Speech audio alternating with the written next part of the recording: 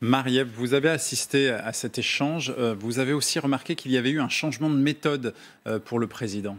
Avoir une majorité claire ne nuit pas, c'est moi qui choisis le gouvernement. Ces deux phrases d'Emmanuel Macron définissent son état d'esprit aujourd'hui. Il est en haut de la pyramide et c'est lui qui donne le ton, c'est-à-dire le sens des réformes qu'il va falloir faire avec les Français et non plus seulement pour eux, sans qu'ils aient le temps de se retourner. Depuis 2017, les députés eux-mêmes avaient le tournis. Les partis de la majorité se demandaient à quoi ils servaient, tellement les lois se succédaient rapidement.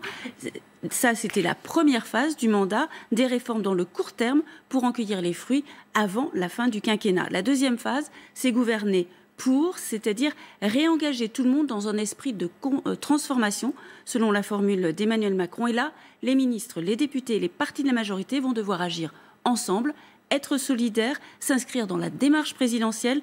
Il ne leur est pas seulement demandé de la relayer, il s'agit pour eux d'aller chercher l'adhésion des Français, car cette deuxième phase a toutes les chances de se conclure par l'élection présidentielle de 2022. Merci beaucoup pour toutes ces précisions, Marie-Ève Malouine.